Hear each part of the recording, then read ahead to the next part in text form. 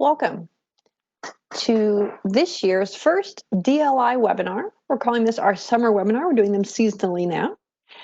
And our professional learning focus for today is on online and virtual resources. Notice that we will be here together for 2 hours. So if you're listening to this recording, it is a little bit longer than usual, but we hope you'll enjoy all the information from it.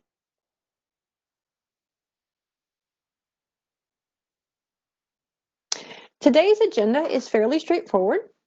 We'll start with a welcome and do some logistics behind the scenes so that you know how to access your control panel and use it throughout the broadcast. Our focus, as I said, today is on online and virtual resources, which is two names kind of for the same thing. But we're going to be talking about that from the perspective of 3 different organizations. First, we want to share some online and virtual resources from the NCDPI DLI team, or North Carolina Department of Public Instruction Dual Language Immersion team. We have some things that we've put together for you, some of which have just recently been released or made public on the website. We want to make sure you know where those are at and how to access them for use in your DLI program.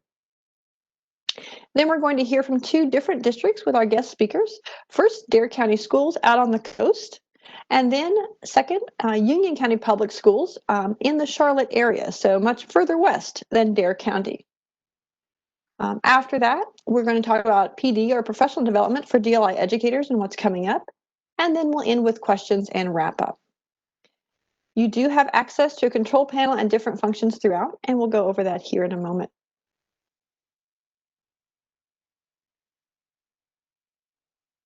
Let's begin with a welcome to everyone and some logistics that will help us all. First, I want to share with you who you'll be hearing today, what presenters we have for today's broadcast. You've been hearing me. This is Anne-Marie Gunter. I'm the World Languages Consultant at the North Carolina Department of Public Instruction. And I'm going to ask each of our guest speakers to go ahead and introduce themselves now.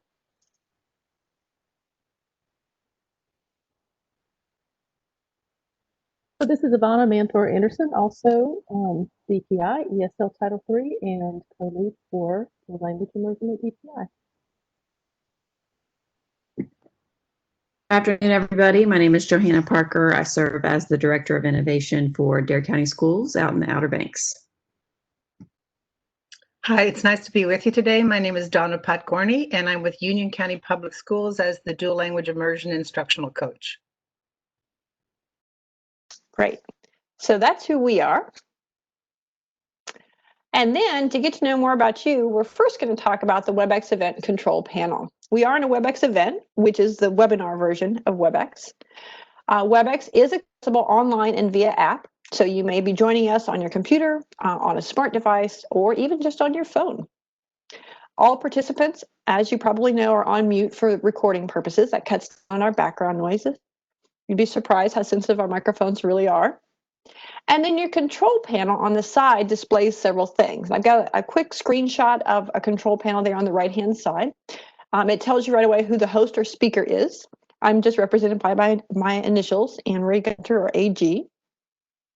But as we switch back and forth between speakers, you'll see different initials pop up there. Also in your control panel, we'll have some polling questions periodically. You'll be answering questions that we have on the screen to get your feedback on things. And then also on your control panel, you always have your Q&A, or question and answer space.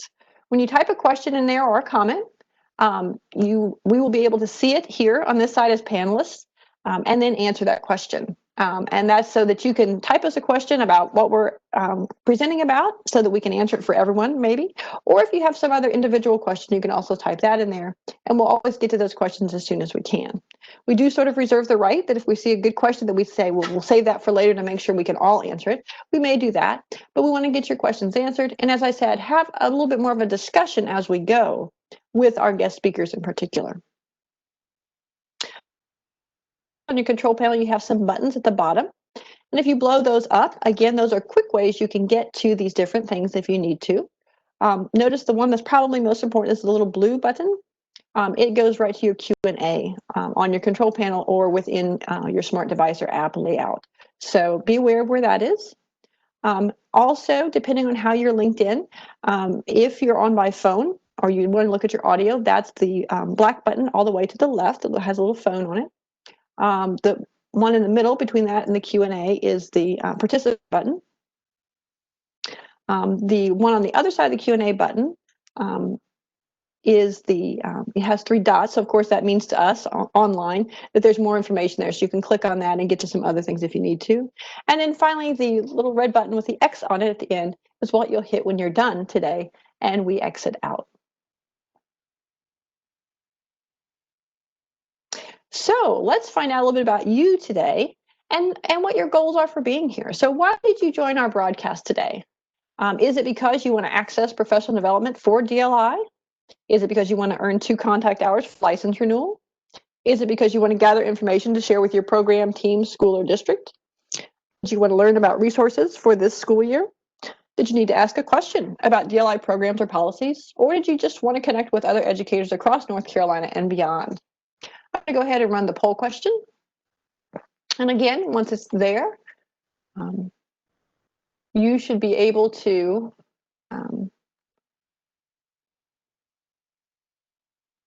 excuse me just a moment, we have some technical difficulties.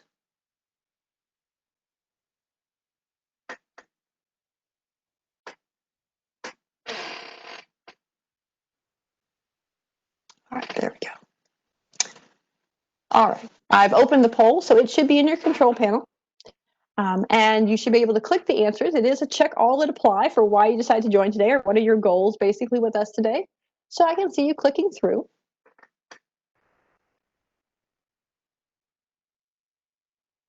And it looks like a few of you, if you're on just by phone or something like that, may have some trouble accessing the control panel to answer the question, and that's okay. You can still see the question on the screen, so that's fine.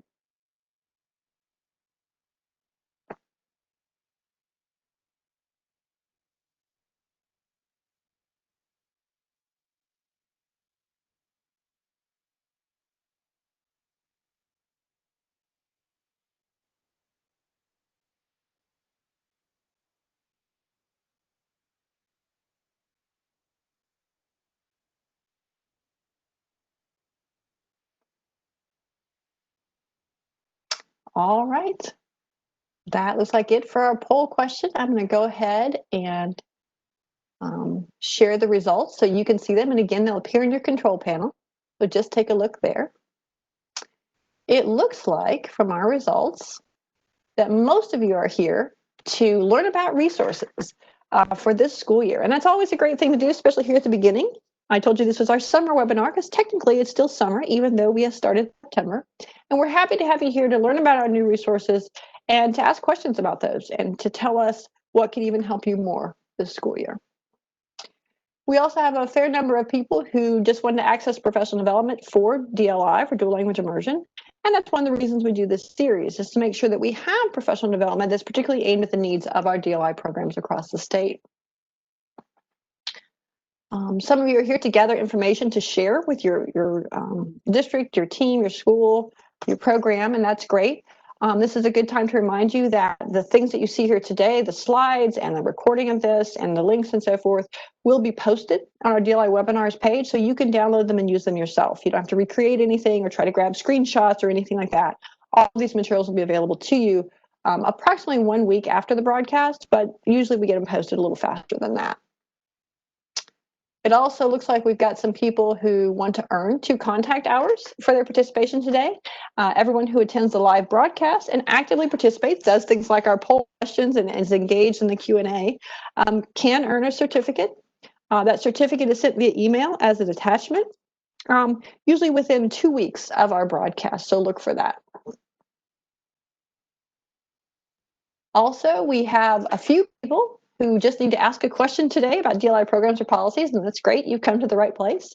And we have some others who said they really want to connect with other educators across NC and beyond. And again, you're in the right place. We're all here together today, and it looks like we have over 50 people on the line. All right, thank you so much for answering the poll question. I'll go ahead and move forward with our material. To get started, as I said, we're focusing on online and virtual resources, and I wanted to share some things that the NCDPI DLI team has done. Ivana Manthrow Anderson and I are the co-leads of that team. And so we want to start by sharing, of course, that Dual language immersion in North Carolina has been happening since 1990 up through the present, and we continue to grow. If you ever have any question about our programs or who has a program, or you want to connect with someone, like a guest speaker or something like that, you can always go to our NCDLI program directory. You see the bit.ly link there on the screen to go to that, and that will give you all the information you need. We have everything posted for our current programs, and there are over 200 of those, so there's a lot of people to connect with. But let's talk about some online and virtual resources that you can use in your program. The first one that we wanted to share with you today is the language specific resources page. And I have to tell a little story about this. You see on the right hand side that it's linked through a main page called Teaching Remotely and Teaching World Languages Remotely. And the reason is because that when we started with this situation with the pandemic in the spring, we really wanted a way to pivot very quickly and make sure everyone had the resources they need. And so part of the resources you're going to see today grew out of that need this spring, particularly these language specific resources, because all of a sudden we really wanted a place and needed a place to have materials in each language that you could access for things like reading materials or listening materials or something like that. And so we posted a lot of things together and organized on a page. It is part of the Teaching World Languages Remotely Resource Bank at the bit.ly you see there, bit.ly/teachwlremote. And this page that you go to and its subpages continue to grow. We have it broken down into 3 spaces: technology resources for teaching online, multilingual resources that would work for many languages, usually because they're presented in English, or they're some kind of tool that you can use and put together whatever activity you need to in the language you're teaching. And then our language-specific resources page. For DLI programs, the language-specific resources page can be really critical because there are a lot of things on that page that are reading materials and so forth, or authentic materials for your classroom that you can access. I put a few of the logos there of the things that you'll see. The Fable Cottage is a series of fables in different languages that you can access for free online for students. The Khan Academy has their materials available, which you know that they publish materials for science and math and other content areas in a variety of languages, so we'll see those today. And then we have things like the News in Slow, which is news and information from around the world from authentic resources, but it's done slower pace for audio, so your students can have more of an opportunity to listen to it or re-listen to it several times if they need to. So those are the kinds of resources you'll find there. So I'm going to take us out real quick to this Teach World Language Remote page, and we're going to look at the language specific resources page in relation to DLI programs. I'm just going to click on the link. Now you see coming up on the screen that Teaching Remotely page. This page, by the way, is based on the World Languages Google site for the state, but it continues to grow to serve all of our needs. There's a brief overview where this comes from, and a lot of the materials first came from the NCSFL, the National Council of State Supervisors for Languages resource bank that was created for the COVID-19 pandemic. But we continue to add things to this. You see, like I said before, that there's technology resources, multilingual resources, and language-specific resources. If I click on that language-specific resources button, it takes to that page.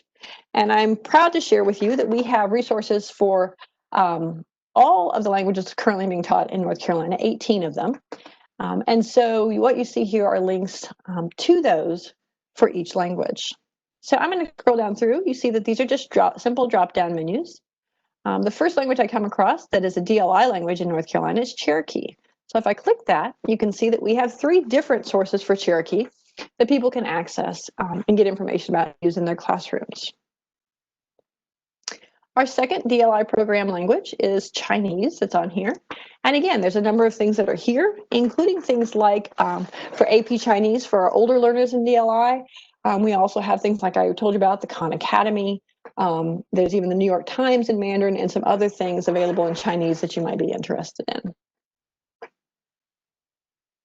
French is our next DLI language. And again, there's a lot of French resources here.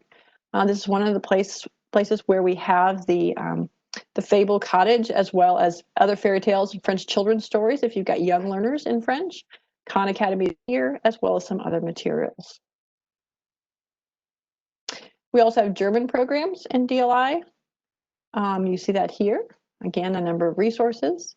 We have Greek DLI programs, and they have some resources in the Greek modern one. We also have ancient Greek, of course, a classical language like Latin. We do have some Japanese programs in DLI, and they have some resources. And then Spanish has a number of resources, as you might guess. Also, I don't want to forget that we have Urdu DLI programs, and they have some resources too. So there's something for everyone here in DLI. And I would encourage you to go through this and think about which of these you can use. We try to post things that are available for free here. You may have some things that you use too that are available for free that we could share here. Just let me know and we can add them. Or you may have some things where you pay something for them, and we certainly understand that that's your choice. We don't put things on here that are paid resources, but we do like to know what's most useful to you so that we could share that with others. So that's our language specific resources page, and I would encourage you to take some time to look at that and find out if there are resources there that you can use and be helpful to your students in DLI programs. Next up is a relatively new resource that we want to share with you. On our DLI Google site now for the state, we have developed a curriculum support page. And you see that's under the resources tab. I've got a little screenshot of that and how you can go on there and mouse over the resources tab and you get that drop down menu towards curriculum support. On that page, we have linked the K-8 quick reference guides that NCDPI publishes. So you have quick access to them. We also have a section for K-12 standards, curriculum, and instruction, or SCNI, as well as programs and services. And this is where our NCDPI DLI team really has helped, because what we wanted to create was a space for our DLI programs where there were curriculum support materials in different content areas. And that's the purpose of having a DLI team, is that we have different content areas that come to the table on a regular basis and talk about what the needs of our DLI programs are and how we can better serve those needs. Here's a screenshot of that K-12 standards curriculum and instruction space. And you see that there's a button for each area, each content area that has state standards. And today we're going to focus on first the ESL resources and then the mathematics resources, just examples for you to see and think about as we move forward. So I'm going to go on out to the DLI site. I'm going to click on this bit.ly link, bit.ly/NCDLI site. And that will take us to our main landing page for DLI. Here's where you can get a lot of information. And there's an overview of what DLI is and how it works in North Carolina over time. But as I said, you just mouse over the resources tab up there at the top and notice that that drop-down menu gives you a link to that curriculum support. So if I go there, you see here that we have an overview of what's here, which you just saw on the slide, of course. Including the link to the K-8 quick reference guides that you can download for free. And then this K-12 North Carolina Standard Course of Study, or SCOS area. So I'm going to take a look here. I'm going to click on the ESL button, and I'm going to let my colleague, who is, of course, our ESL Title III consultant, talk to you about what's on this page. Oh, hi, everybody. Can you hear me okay? Yes, loud and clear. Awesome. So one of the exciting things about the opportunity for the different content areas to share things for our DLI programs is the possibility, just being able to see what's out there. And as always, ESL is a little bit different because our standards are just a little bit different. So if you're able to scroll down on the page a little bit more.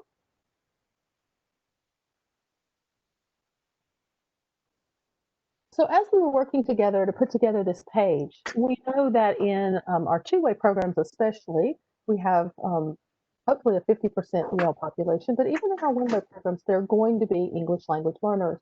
And so we started talking about what are the things we want to make sure are highlighted on our page. Of course, we talked about the WIDA standards because we are a WIDA state, and the WIDA standards are our standard course of study for English language learners, not just in the ESL classroom, but in any classroom where those English learners are being educated. So we wanted to make sure that we had very prominent the different resources that are available from WIDA. So we are currently working under the 2020 English Language Development Standards, and many of you that are out there may have heard that there is a 2020 refresher of the standards coming out. So with the situation with COVID, things have slowed down a little bit, but we are looking forward to WIDA sharing with us a revised version of the standards and new supports to go with that we'll be sharing more with you about that as we get more information from them. Many of the things will remain similar or the same. So looking at the can-do philosophy, really looking at the fact that when our students come into the classroom, that it's not a deficit model, that it's not the lack of English, but it's what they bring with their knowledge of multiple languages and also multiple cultures. So if you're not familiar with the WIDA standards, please take some time to go through those buttons and take a look at what is there. The next section that we put together was looking at what is happening with the EL support team. So again, many of you may be familiar with the work of the EL support team. That's a cadre of trainers that are able to go out around the state and do professional learning. And with the changes, we've taken everything online. So you may have participated in some of our courses that we offered early in remote learning or even in the summer program. One of the things that this group has done in the past is some work with the dual language immersion programs and looking at how do we serve English language learners within that. We have a new course that's advertised on the main website for dual language immersion administrators that is coming up in October. So the EL support team is available to help support our educators in ways to work with English language learners in the dual language immersion classroom, in any of the classrooms that they participate in. If you scroll on down,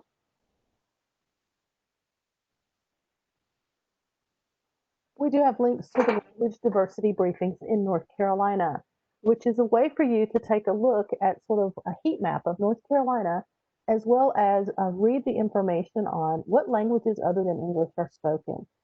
This is very pertinent, not just to English as a second language, because many of our families and our students that speak a language other than English are not identified English learners. It's also a great way if you have a district that's thinking about beginning a dual language immersion program to take a look at this information and see what are the demographics in your area. There's also a lot of guidance that comes from the federal government. So we have links here to Dear Colleague letters, to many of the toolkits that are provided by the Office of English Language Acquisition. A lot of times the questions that we get when someone's starting a program or working in a DLI program, what does the federal government say? So these links are here to help you be able to tap into that. And then I believe, here we go. So some more resources that are out there, Color in Colorado, multilingual resources, tips for our families. And then we also decided to add sections on organizations and conferences because we know that's a wonderful way for our educators to grow their capacity. And later in this presentation, we'll talk a little bit about the sponsorships that Title III is able to offer to help you attend these conferences to learn more about working with English language learners within the DLI environment. And for me, one of the exciting things about this project was it caused us to realize there were things in our main website that we needed to add as well. So we hope that you will explore the ESL section of the new DLI content pages, realizing that our page, as you see when you look at math, is going to be a little bit different simply because are different. Anything I didn't mention, Anne-Marie, that you'd like to point out? I think that's a great overview of the page that you've developed as our curriculum support page. The only thing left to say, I think, is that at the bottom of every one of these pages is a bar that says return to the DLI curriculum and program support page. So you can always get back to where you started if you explore one of these pages. When I do that, it takes us right back. And then, like I promised, we're going to also look at the math page. I know a lot of you in your DLI program also teach math in the DLI program language. And so that's one that I think you may use quite a bit. We didn't, unfortunately, get a chance to have our math person on the DLI team join us today, but she said, go ahead and share this. And she wanted you to know that they had shared some curriculum support materials that anyone would need in math. So they have a button here going to the K-12 Mathematics Standard Course of Study, as well as their instructional toolkit components for math. And then what she decided to do was kind of a takeoff of our language specific resources page. She went through that page and just pulled the language-specific resources for our DLI program languages that were for math. And so you see here, she's got some pulled for Chinese that include videos of content lessons in Chinese for math, like in grades 1 through 5, or finance or economics. She's looked at Chinese language resources from the University of Utah and some of their DLI programs.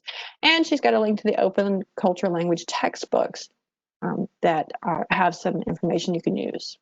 Likewise, she's done the same thing for French, German, Spanish, and Urdu. Those were where she found language-specific resources that applied to math. And so she's got them all linked up for you there. One thing to know about these pages is that they are updated on a regular basis, and they actually happen to be on the Google sites for the different areas. So now if you went up to the tabs, you would see similar tabs as you've seen before, but notice in the upper left-hand corner it says NCDPI K-12 Mathematics, because you're now actually on the math Google site. So if you needed any more information about math, or you want to see their regular standards page or find out about their PD and so forth, you can use the materials on their website to get right to that information right away. They also have an About Us. And so if you want to contact one of the mathematics consultants with a particular question, you could do that. So that's how those pages are arranged. And like I promised, there's always a link back to the page we came from. So give me just a moment to get back to our slides. There we go. So that's a quick overview of those curriculum support pages. In addition, we didn't cover this, but there are materials for programs and services. So for things like exceptional children's services, there's some information posted there. We have some information about K-3 literacy and so on and so forth that might be pertinent to our DLI programs across the state. In addition, we have recognitions on that page. So things like the Global Ready Schools recognition, Global Ready Districts, the STEM designation, all of those things are explained there. And also, by the way, included on our NCDLI program directory. So if a school on that directory has earned one of those recognitions, that's noted on there so that you can see that. All right, another tool we want to share with you today, kind of for online and virtual learning, especially since a lot of us have had to go to that, is what we call our bridging documents. One of the things that we created over the summer to support all programs K-12 are the North Carolina World Language Bridging Documents. And they're to help move students from where they currently are with their language proficiency, or where they might have been when spring wrapped up and now as we're starting a new school year, to where they need to be by the end of the grade level or course that they're in this school year in 2020-2021. We know, of course, that we don't want to go back and have students repeat information that we're afraid they missed or don't remember. We want to keep moving forward. So we may have to condense it. We may have to do some things to scaffold so that we bridge those gaps. And that's kind of why they're called bridging documents. They are for all world language programs. So there's one for classical languages, one for modern languages, and one for DLI programs specifically. We're going to take a quick look. Because of time, we're not going to go out necessarily and look at, have you pull up the DLI program document, but I will make sure that you get a direct link to it. And of course, it will be posted on our DLI webinars page with the archives from this broadcast. So for the DLI programs work, what we have is a grade by grade analysis of where students need to be with their DLI program language proficiency. And obviously they're learning that through the academic content areas as they go, particularly language arts and math, but certainly science and social studies and the arts and whatever other content areas you're teaching in the DLI program language. These documents are set up using some of the icons we use for proficiency with our national proficiency scale that we use in our state standards from ACTFL.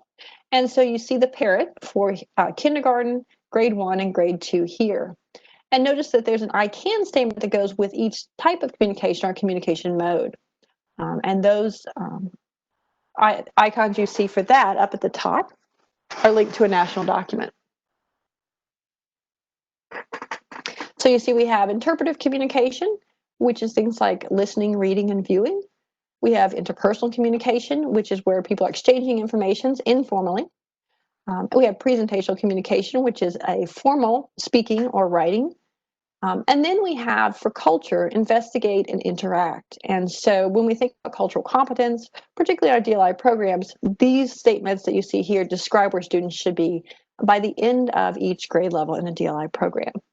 So there's our K2 programs. Here's our grades 3 through 5. You notice that the icon changes. Now they're survivors with the language. So their proficiency is at the intermediate range rather than the novice with the parrot. And at the survivor range, you can see those ICANN statements have changed to show how they're building language proficiency in the DLI program language and how that proficiency is becoming more complex over time. In middle school, grades 6 through 8, oftentimes our programs decide to go ahead and use high school credit courses for middle school students, and particularly they like to use things like Heritage Level 1 and Heritage Level 2. These used to be what we call native speaker courses, but they're used with DLI students as well as native speakers of the language. And so you see them here. With the focus on literacy in these courses, you see that there's some proficiency back and forth where we kind of go back and have the parrot and the survivor for novice and intermediate as students polish their skills, particularly in those literacy skills like reading and writing.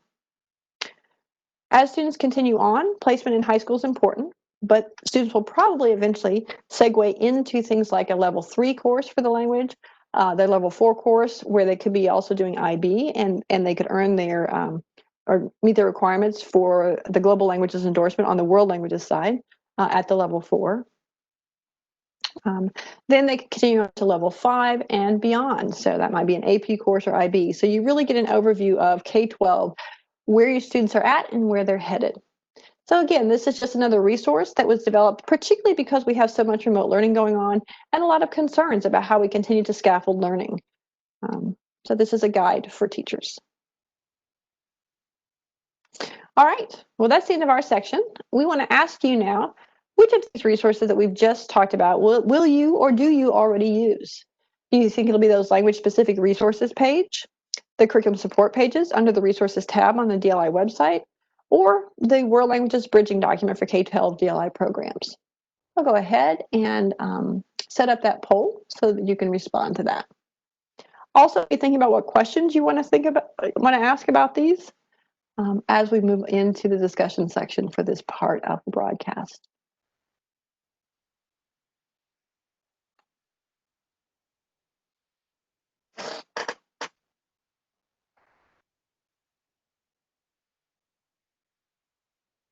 All right, go ahead and complete the poll on your control panel.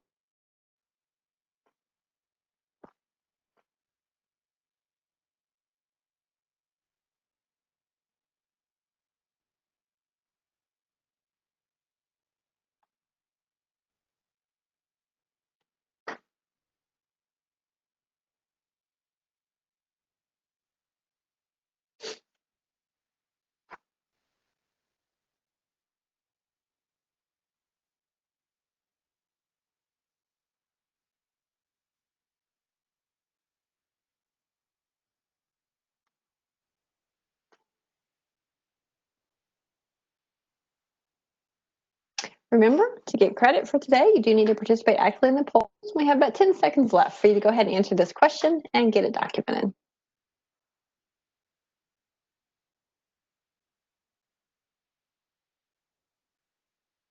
All right, great. I'm going to go ahead and share the answers with you so you can see. It looks like all of you said that you already already use these documents. We have almost an equal split across the board. So those language-specific resources page are of interest to over 30 of you. The curriculum support page under the resources tab is also of great interest, and as is the NC World Languages Bridging document.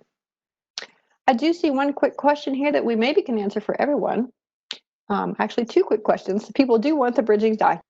So I'm going to take you over and actually show you where that's posted. And I'm going to put that link then in the Q&A box so everyone can have it. The bridging document for all programs is posted several places, but for the DLI website, I think it's easiest to find it on there for you.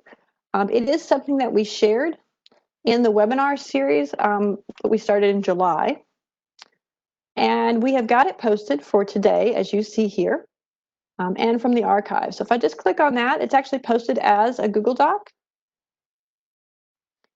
And I will go ahead and put that link into the Q&A box so that you can download it directly from there.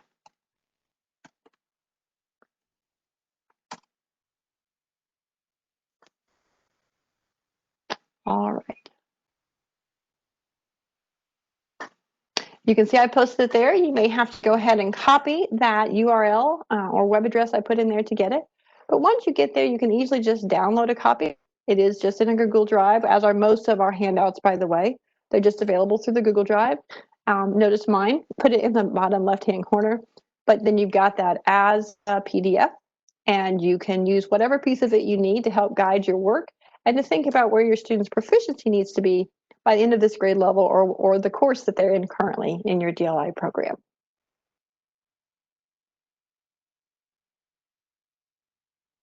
All right.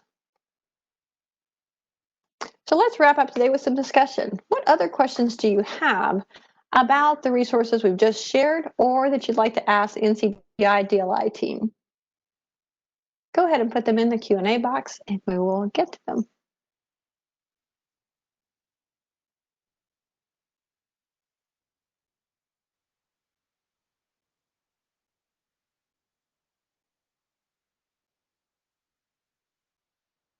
Well, I'm not seeing any questions now, and I know we're all eager to get to our guest speakers, so I'm going to go ahead and just continue to monitor, but kind of go on.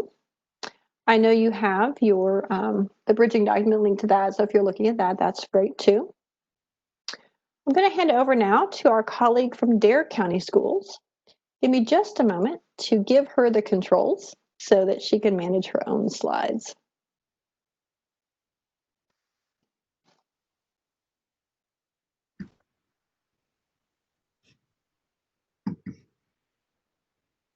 All right. Good afternoon, everybody. Like I said earlier, I'm Johanna Parker. I serve as the Director of Innovation for Dare County Schools out in the Outer Banks. Usually one of the first questions I get is, what does the Director of Innovation do? So I'll tell you real quick. So I do a lot of different things, but two of my biggest buckets, as I like to say, are coordinating professional learning for our county and then coordinating our Spanish dual language immersion program. So in the slides, I've linked our Spanish immersion website on the DCS website. So if you want to go learn more about our programs, please do that. There are some videos down at the bottom from when our program started in 2018. Feel free to go in and explore. Oh, let me see if I can get back. Oh.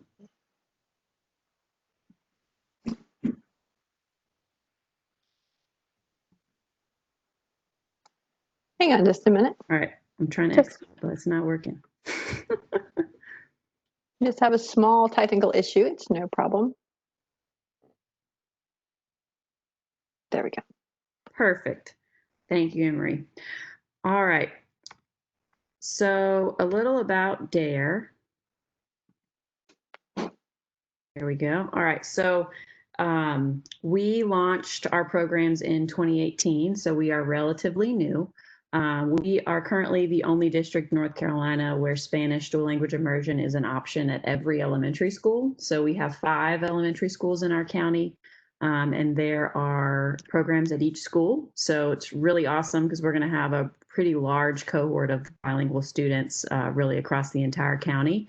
And being bilingual and being a global citizen is a huge tenet of Dare County Schools. So we're really excited to really be able to live that out through our DLI programs.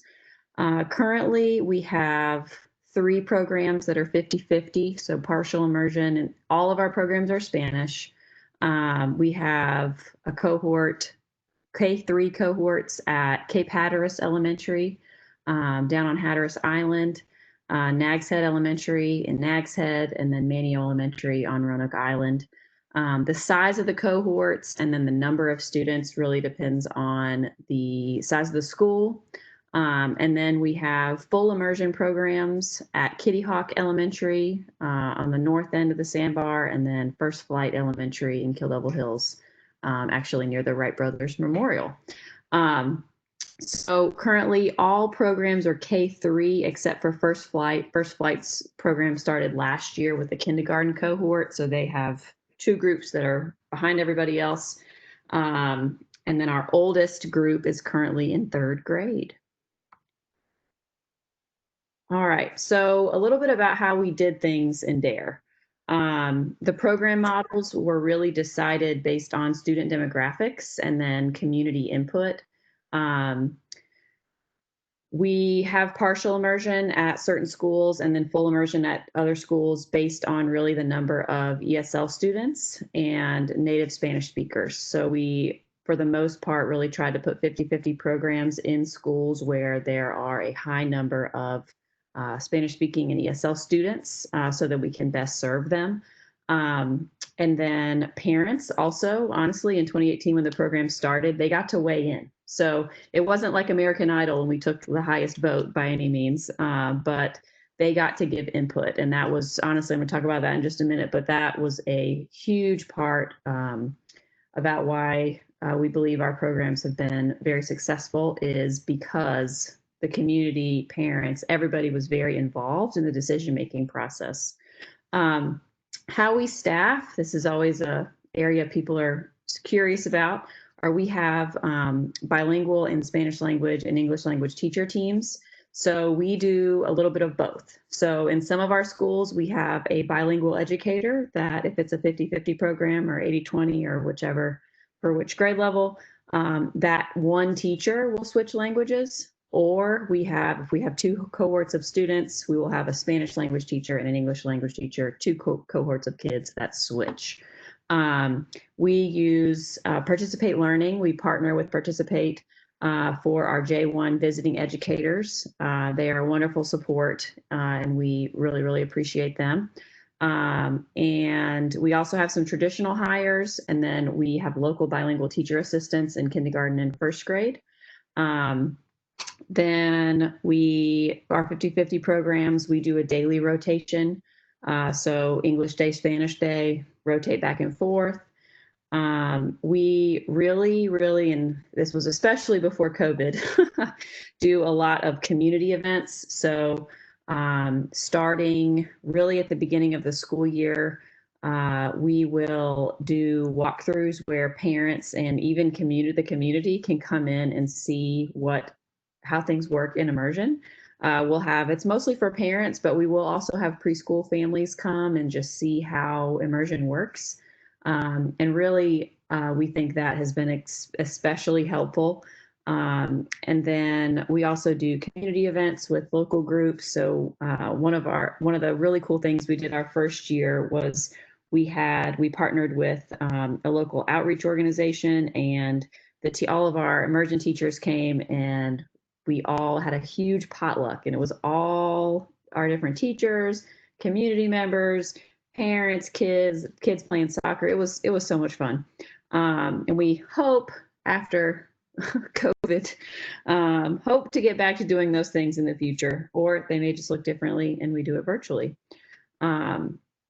We also run adult Spanish and English classes. These are open to the community. So some of our immersion teachers and then our world languages teachers teach adult Spanish classes in the evenings. We usually do them in person. We will likely be pivoting to online for this fall, but we will see where that lands. But that has also been very well received and incredibly helpful, especially we've noticed with our kindergarten parents who are our English speaking kindergarten parents, when they come in and they're like, oh, I want to understand how my child learns. Well, the instructor for the adult Spanish class will run that class very similar to how their classroom is run. So really the parent is fully immersed and involved the same way that their child is during the day. So traditionally during the day when we're in person. So that has been incredibly helpful, and we can't wait to get back to that. All right, so why DLI? So a lot of times people will see, oh, you have immersion in every school. Like, whoa, that's crazy. Or that's amazing that you're able to do it. The biggest reason that we've been able to do it is because of community and family support and the support of our district leadership and local board of education. When we had immersion in 4 schools, because we had the support and we were ready to roll, And then one school that didn't have it, the following year, once the community from the one school we didn't quite have enough signups saw how immersion worked, it was like, no, we want this too. So we didn't have that issue at all year 2. We also know that DLI is the best way to support our Spanish language students, our ESL students. That is number one. And we know over time, with having such a large group of students in immersion in the entire county, that it's really going to change how ESL looks. It won't be as traditional as it has been in the past.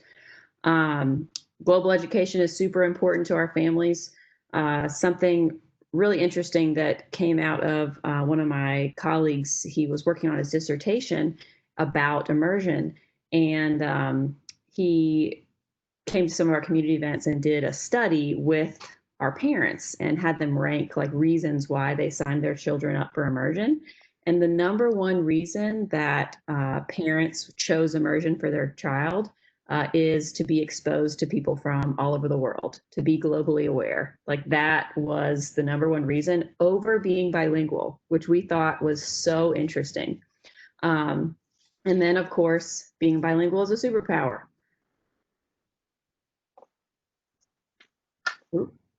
All right. So there are few of you in this picture that are on this call right now. I will not call you out because you will be mortified if I do. But our first year, we in DARE had not done anything like immersion before. And I actually started in 2018, the year that the program started. So it was something new for everybody. It was very new. And these friends right here, they're all currently teaching in the county, and they're all amazing. Really made it happen the first year. We have schools that are literally on islands. So we're very spread out, and the community that they formed together and just how they were able to really blaze the trail. There were times when I'd get calls and they'd go, Joe, how are we going to figure this out? How are we going to do this? And I said, we're going to do it. We're going to figure it out together. You're all going to get input, and we're going to make it happen. And really working as a team and giving teachers voice in choices that are made, honestly has been, I think, the biggest win for us, and has really helped our team to work really well together and to get a lot done. All right. So one of the challenges that our teachers had in the beginning, and it's still a challenge, we're still working on it, is aligning the district pacing guides with Spanish language pacing. So those of you that are teachers, administrators, this is something that may be a struggle in your school or in your county. But what we noticed was the year prior to when we started immersion, the district adjusted the district pacing guides, and teams of teachers, teacher leaders in the county worked on those guides.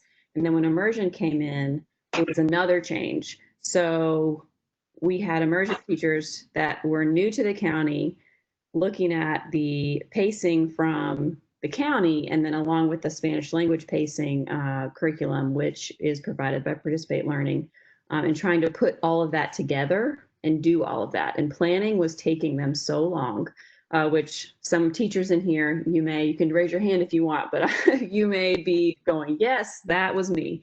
And then across schools, things were very different. So in one school, they would start the curriculum where the district had it. In another school, it would be a little different. It was just kind of all over the place. So the immersion teachers were all trying to collaborate, but they were struggling to collaborate because the English language teachers in their school were doing something different.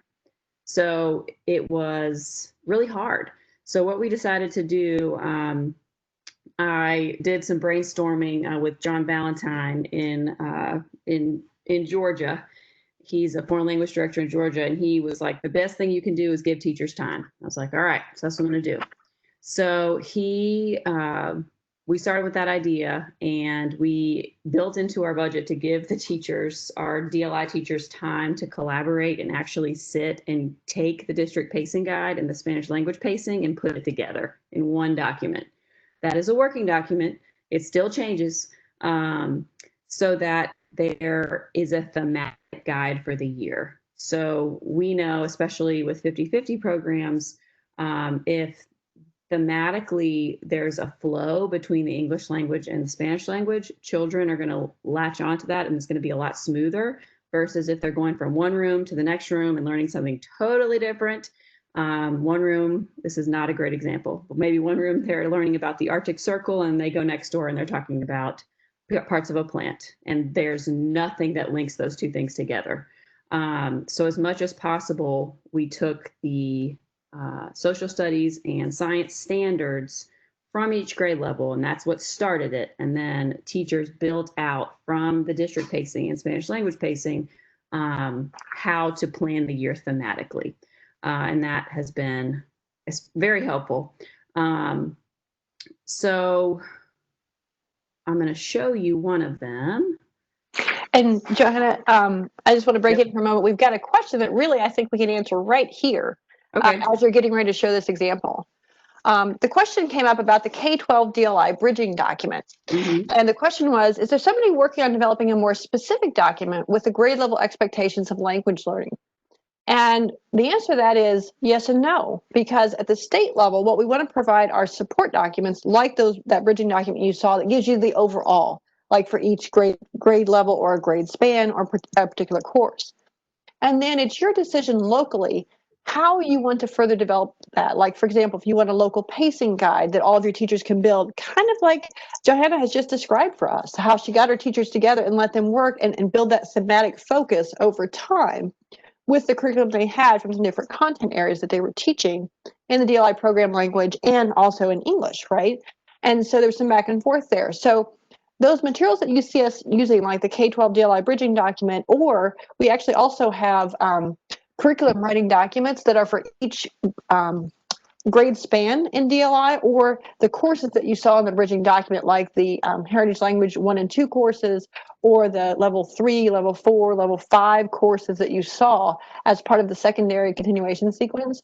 We have curriculum writing documents that you can use to develop a local pacing guide or to have your teachers break that down further in the way that works best for you. You heard her mention, of course, that there's also a district pacing guide and some other things that they're trying to sort of sync everything together. And so we have materials that you can use to create the kinds of resources you need. And I think that's what she's going to tell us about right here for, looks like, second grade. Yes. So, and then when we got the email with the bridging document, I was looking through it and I was thinking about it. Our next session, our teachers are going to go into that bridging document and we're going to go through and align and take what we have here and make sure it lines up. So it's always changing. As we all know, the work is never done.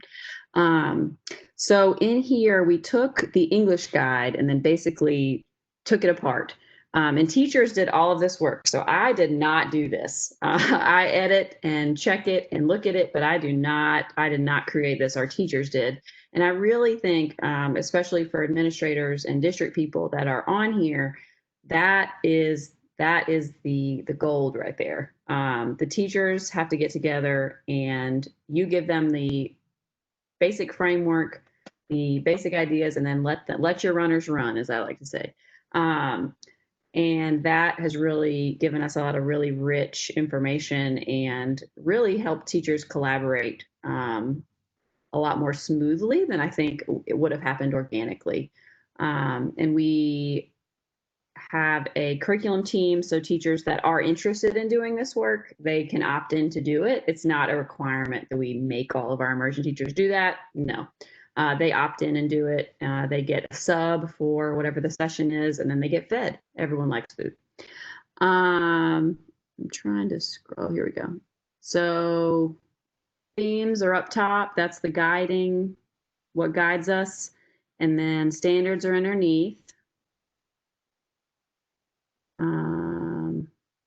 I want to get down to the bottom. One of the things that we did at the end of last school year when we were all in remote learning was to add some crosswalks.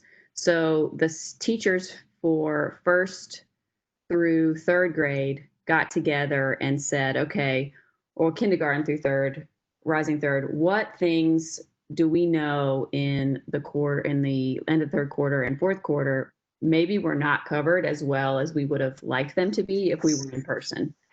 And I'm trying to get there. And I just told the teachers, we've got to be as honest as possible with this, and it's okay. No judgment. We can't all teach everything perfectly remotely, especially when we were thrown into it and learning along the way. Here we go. So this is a second grade guide, and this is the first grade crosswalk down here at the bottom. So areas that the teachers got together and said, I know that this wasn't possibly covered as well as I would have liked it to be. So that right now and at the beginning of this school year, the teachers are able for the next grade level to better cover that information and make sure that we don't have language gaps. So this is just an example. All right. Then, so we have those guides that are formatted like that, and we just use a Google Doc. It's not, you know, anything real fancy. It doesn't need to be fancy. Honestly, whatever interface your teachers are most comfortable using, I'd say, you know, sit down together, figure out what makes the most sense in your context, and then decide what the format's going to be, and then try to keep the same format for all the grade levels. Because teachers come and go. And as much as possible, we want to try to have everything there. So when new teachers arrive, that they have what they need and they can go do it. One of the things we're working on right now is, like I said earlier, we grew to third grade this year, and our teachers, a team of them, got together and vetted what we were going to use for materials for third grade for Spanish. So there's Senderos, Benchmark Education. There's so many different publishers, different things you can use. We have not done the one size fits all approach. We use different things from a lot of different places, and I'm sure many of you on here can understand that. What we use for K1, and this is all what we purchase. So this is just, I'm just being totally transparent with you. This is what we buy. K and 1, we use Senderos from Houghton Mifflin, and then with Benchmark supplemental readers. Then second grade, we use Senderos and Benchmark Taller. This is our first year using Benchmark Taller. There was Senderos in second grade is a little different than in K1. So teachers, we needed more guided reading materials. And so we decided to go with Benchmark, and then with what they have for online that teachers can use. Teachers really appreciated that. So that is where we went for second. And then in third grade, we use Benchmark Adelante, which our teachers in our third grade guide are actually working on taking the themes from Adelante, because some of you that use that may be going, oh, some of the themes in there are different than what maybe your district guide has. But a lot of them go together very well and marry very well if you sit down and map them out. So that is something that our third grade teachers are going to be working on during the first quarter to kind of adjust a little bit.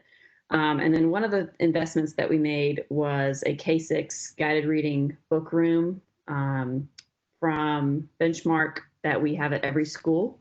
As the programs grow, students read on different levels. And if we're just purchasing texts up until that highest level, we're going to have kids that read above that and below that.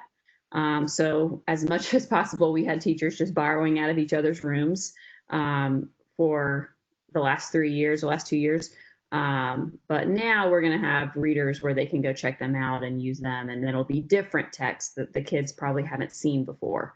Because if you only have a limited number of readers and then the child goes to the next grade, they may have already used that book or seen that text. So we want as much as possible to do that.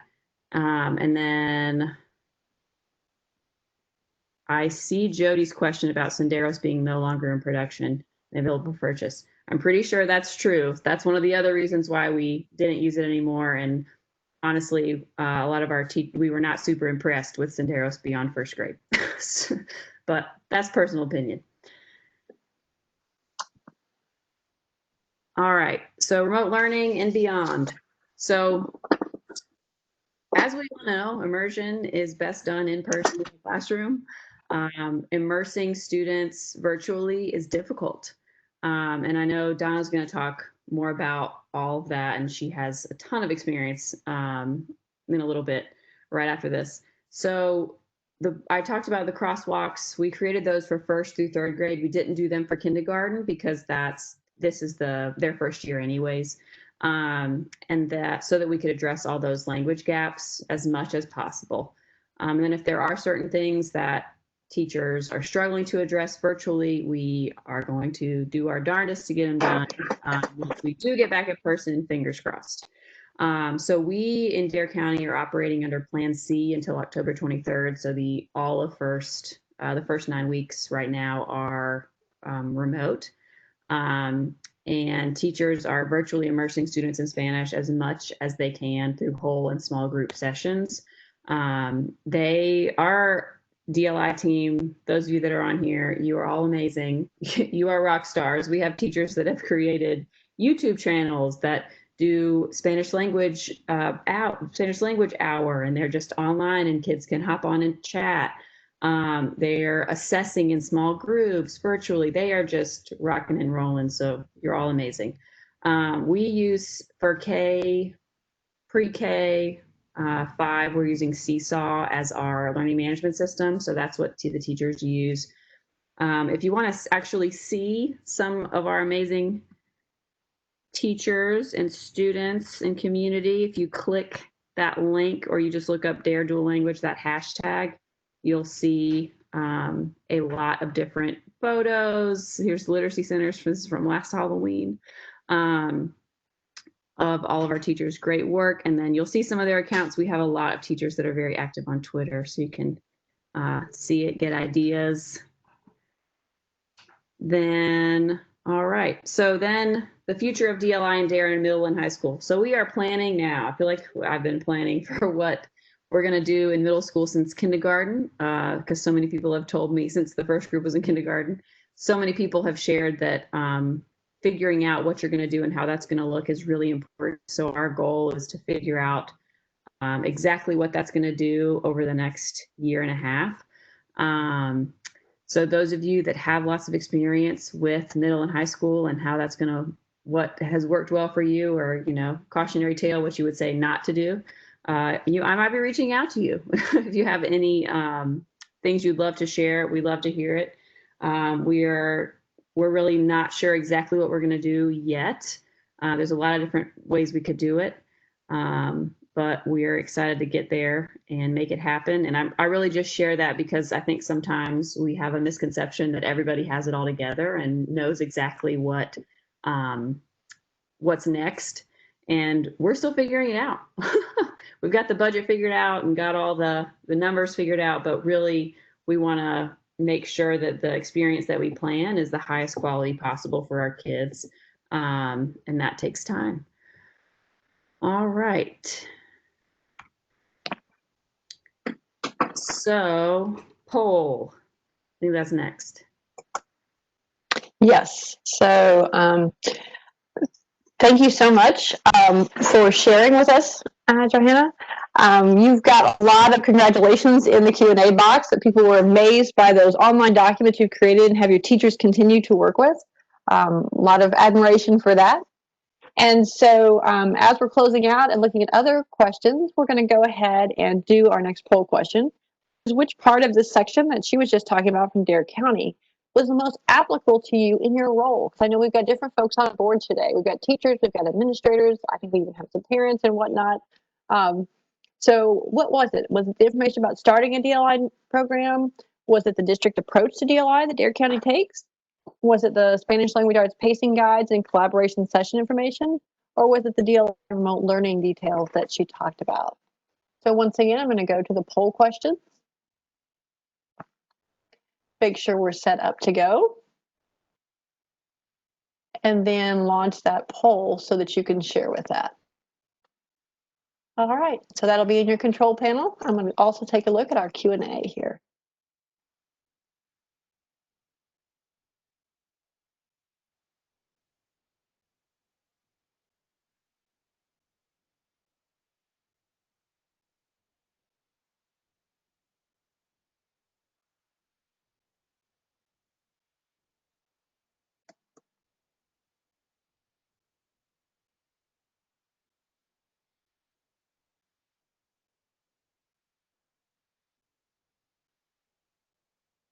This is a check all that applies. So there may be one that you would say is most applicable to your role, or two, or even 3 or 4. So it's just up to you.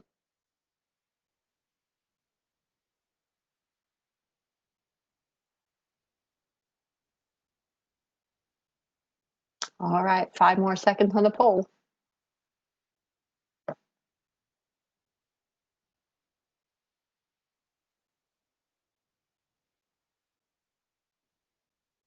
All right. So it looks like the most popular items for your particular roles are the DLI and learning information and the Spanish language arts pacing guides and collaboration session information that was shared. There are some people, though, very interested in the district's approaches to DLI. And I would encourage you to find out more using these slides. I did have a question about, will these materials be posted? The answer is yes. All of these materials will be posted, and the links you saw in them to their pacing guides and their websites and their Twitter feeds and so forth will be available in there. There's also people information about starting a new DLI program, so that's great.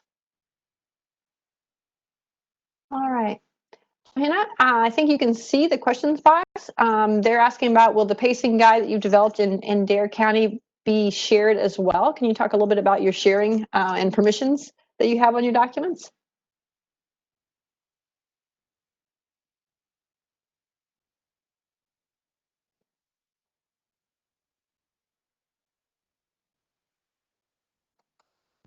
Oh, sorry about that. Mute was not going to do that. So we use Participate Learning for parts of our guides. So if you are in the Participate Learning network, you can definitely share those. The links will be up when it's shared, but I do have to take that down. But if you want to send me an individual email, I can share it with you individually, but we can't leave it posted publicly. All right.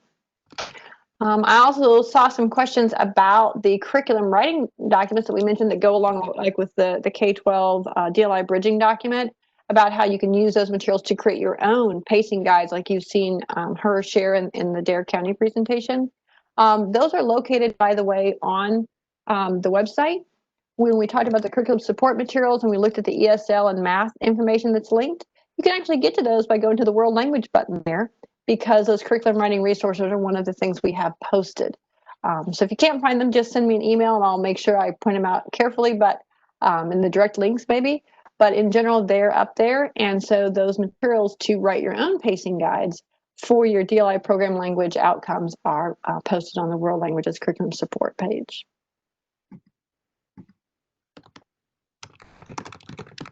All right, so a lot of congratulations and thank yous for sharing everything that's happening in Dare County.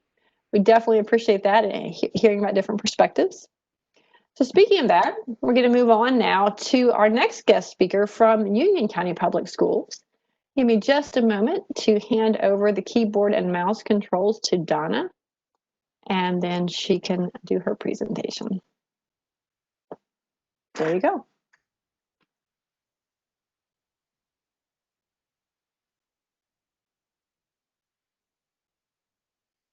She may be unmuting.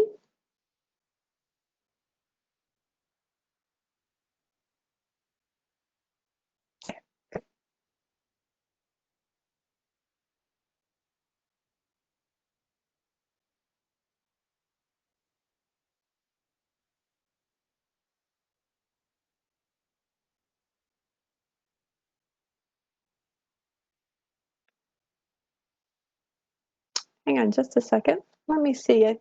We appear to be having a few tech problems. Let me go back to the beginning. All right, I think we're on track now. Go ahead.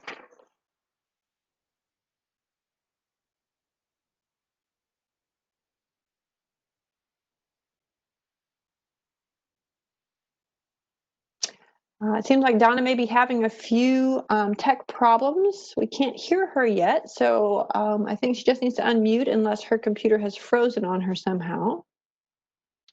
Give me just a second to get us back to where we need to be. All right, Donna, I've unmuted you on this side. Can you speak and make sure we can have your audio now?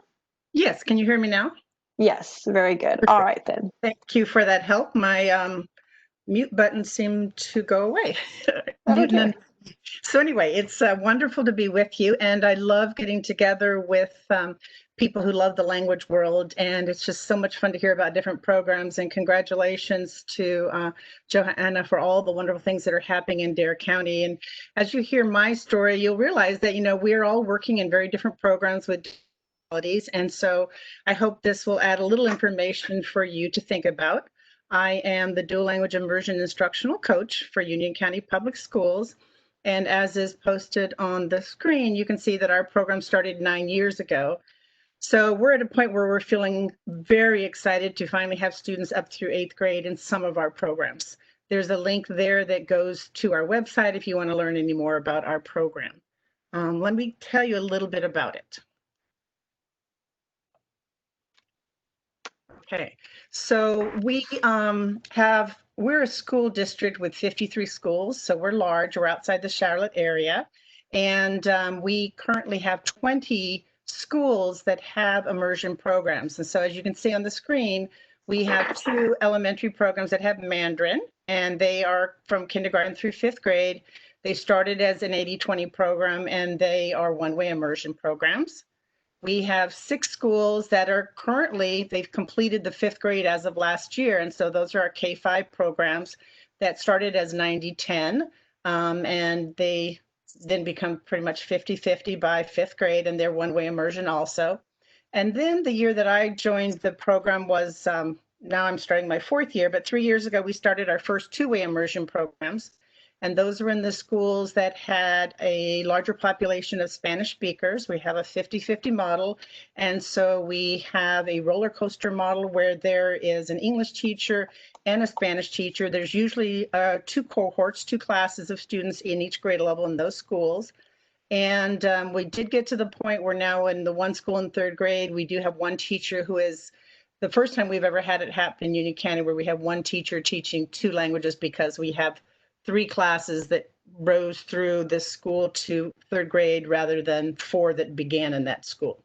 So we are growing. As you can see, we have 2 schools that began last year with just kindergarten and 1st grade. So we have quite a lot of variety in our programs, variety in populations in a large school district.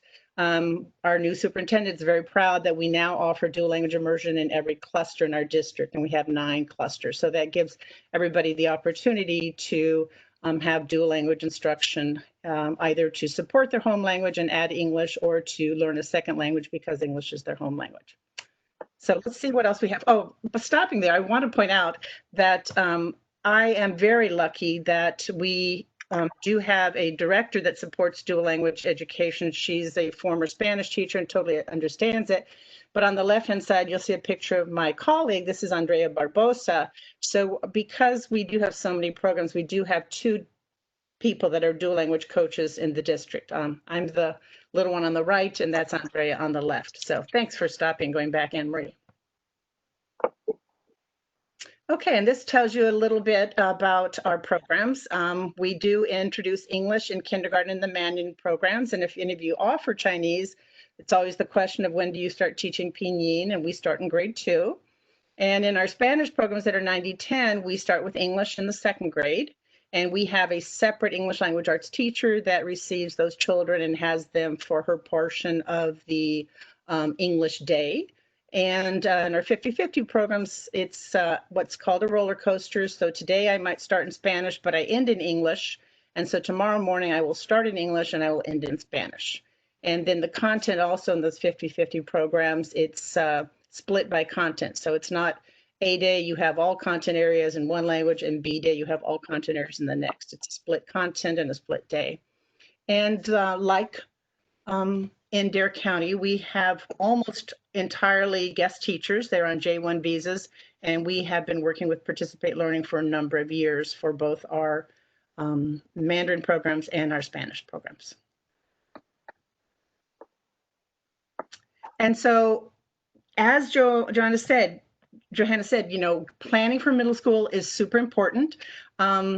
We see middle school as being the bridge from leaving the content-based immersion instruction going to much less times. Children now have multiple teachers. They don't have that homeroom with that one DLI teacher they've had and their cohort of students for so many years that they've been together with. And so we see this as the bridge into what is middle school life and what is a more formal language learning type method. And so we have Mandarin and Spanish, and it depends on what grade they are as to whether the school is up to 6th grade, 7th, or 8th grade.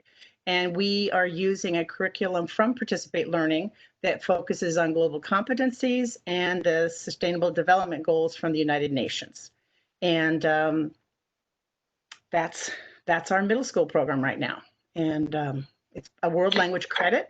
It's called Dual and Heritage. In some of our schools, we're encouraging those students who are in Spanish to join the Dual and Heritage, to join the immersion students as part of that new cohort moving forward. And this is a good opportunity, Donna, to answer a question that came up earlier, which was about that middle school and high school sequence. Several people were looking at that, and you notice on the bridging document is exactly what Union County has decided to do here. When students reach the middle school level, the language courses or language arts courses that they're now taking are those, Spanish Heritage 1, Spanish Heritage 2, or Chinese Heritage 1 and 2 courses for high school credit, even in middle school. As we've talked about before, and as Donna's mentioned, those kind of look very closely at literacy skills to make sure that students coming from an immersion program, or as she said, they're English learners as well, who are taking those courses and then sharpening their skills in their home language, make sure that they're ready to move on into higher levels of courses like a level 3 or level 4 when they get to high school and can start at that level.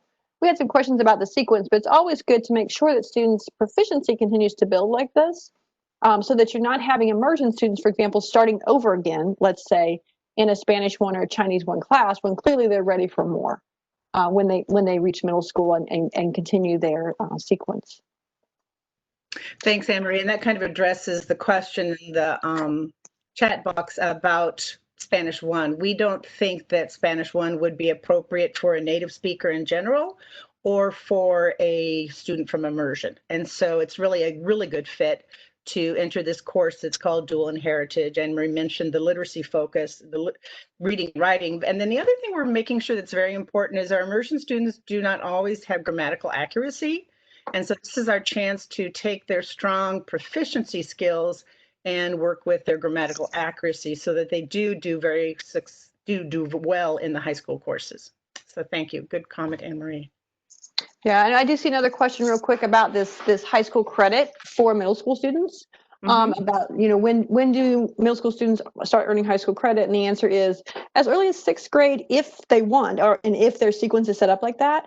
You may remember that we have a state board of education policy that says middle school students can earn credit in high school classes that goes on to like their transcript and so forth in many different subjects. So math and science and English language arts, as well as world languages. And so students coming out of an immersion program or students in any kind of program can start as early as middle school taking high school credit courses in a variety of subjects, including world languages. Exactly. And you can see the way we have it listed is that we have divided 6th and 7th grade into 2 separate courses, 1A and 1B, so that in our system, the students would leave middle school with 2 credits of world languages. And so, I think what's really relevant to where we all are today is education has changed tremendously. And so it's great to look at resources. And for some background, Union County Public Schools chose 2 options. One is Plan B, where you would go to school 1 day of the week. And so 25% of the students would go to school each day for face-to-face instruction, and they would have remote learning for the other 4 days of the week. Some parents are opting to not send their children for face-to-face instruction, so they're fully remote 5 days of the week. And so that'll influence a little bit what I'm going to talk about in the resources that we're going to discuss in a little bit.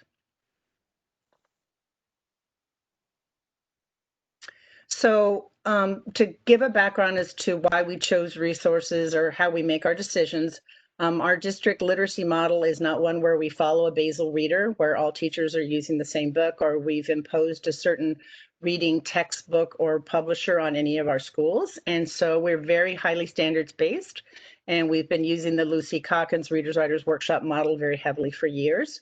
And so that means that our teachers need to, in the immersion program, learn what a read aloud is, and mini lesson, guided reading, shared reading, word study, independent reading, shared writing, and independent writing. And that's a big learning curve for all of the teachers, because that's such a particular way of viewing literacy that may not be part of their training in their home country. But that means that also in terms of resources, they are going to be looking at the standards their grade level is addressing that month, that unit, and working very closely with their English counterparts to plan their lessons. And so they're looking at the standards, and then they're going to their classrooms and seeing what resources they have. And so the transition that's happening right now is we've invested a lot of money in paper textbooks so that we have guided reading sets, and we have independent libraries, classroom libraries, so children can read what interests them and what's at their level. And then all of a sudden now we're in remote learning, and children don't have those paper books, and their teachers cannot assign them paper books. So let's see how we handle that, Anne-Marie.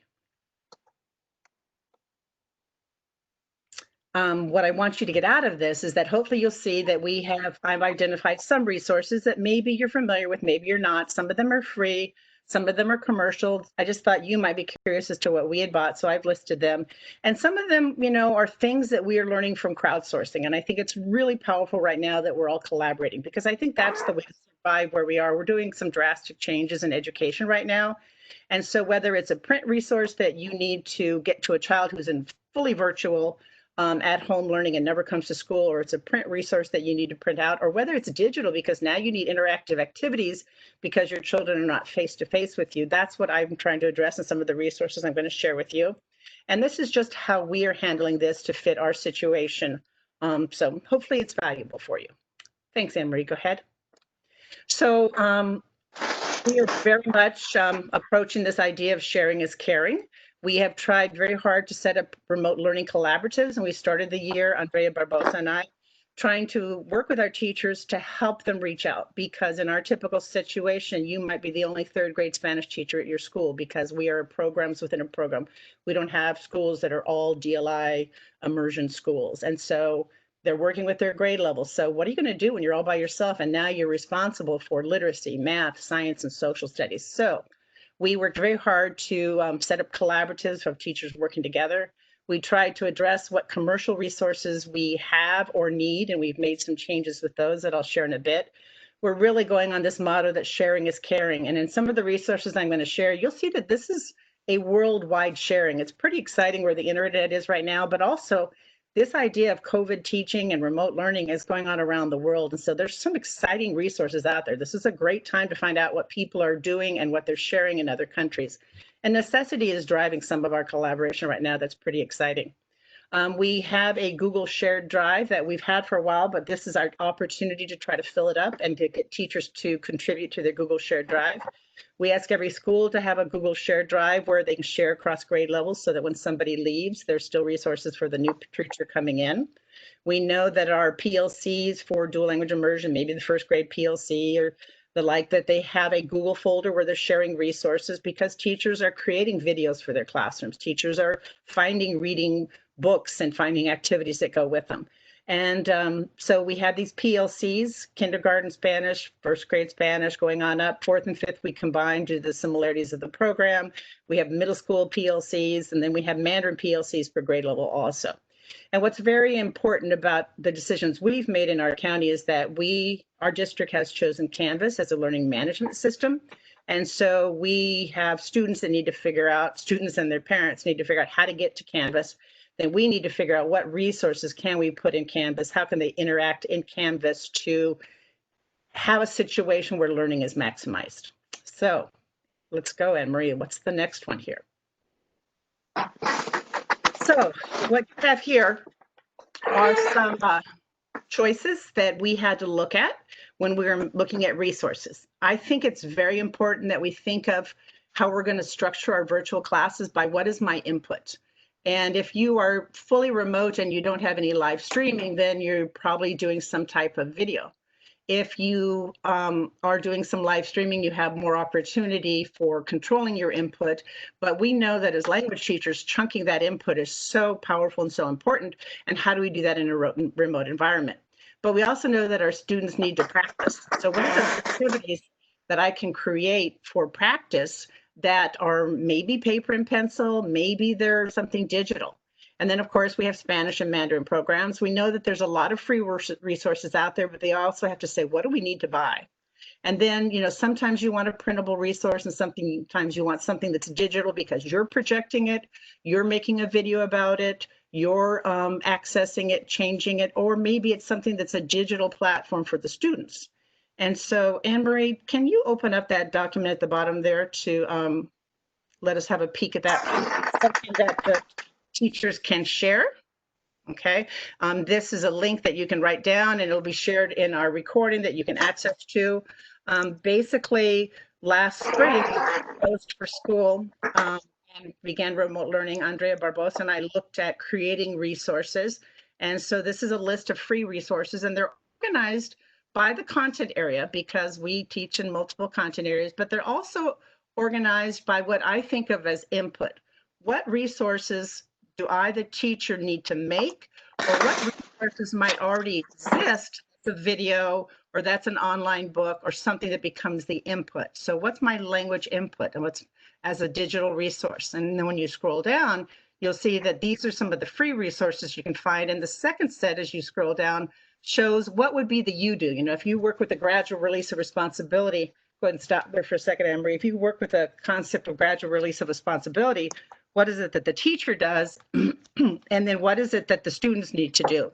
And our guided practice piece is very hard to obtain in remote teaching and learning. And so what can we do to mediate that? What are the printable resources? What are the digital resources that my students can do?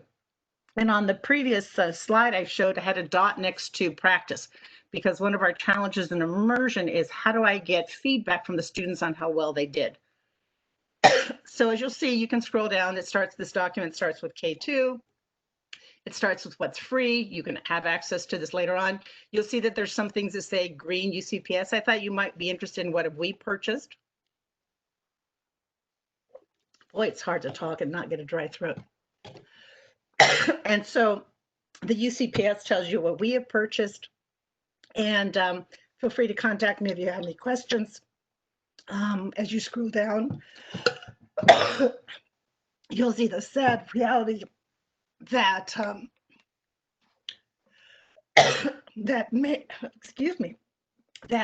there are far fewer resources in Mandarin. So two of the big purchases that we've made to adjust for this year is that we have Level Chinese, which is an online reading platform. We have iChinese Reader also, which is an online reading platform. And we've seen how helpful it is for the Mandarin teachers to be able to have digital resources they can give their students. And we use Reading A to Z as a platform for Spanish benchmarking to test the students using progress monitoring. But we said, this is tough. What are the kids going to be able to read at home? We don't have the authority to record books that are from a company that has an online platform. And so we bought, or our district very recently was able to purchase Raz Kids. And so that was our solution for our children to have that audio input that hopefully will support their reading skills. And I'll break in here just a moment, Donna. You notice Donna's sharing with you what her district decided to do in purchasing resources or making commercially available resources as part of their program, usually at some cost. But also they're incorporating free resources. And so there is a lot out there.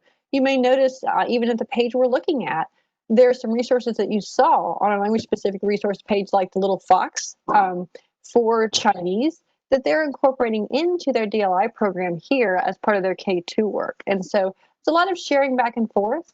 And I know one of the terms I've heard about that most recently, particularly as we've been in this situation with dealing with the pandemic, is professional generosity, where people are really taking the time to do just what we're doing here today, sharing the things they've created locally and the decisions they've made about the resources they want teachers and students to access so that everyone can think about that and either, adapt a similar model or work off of that or have access to some additional resources that they could consider.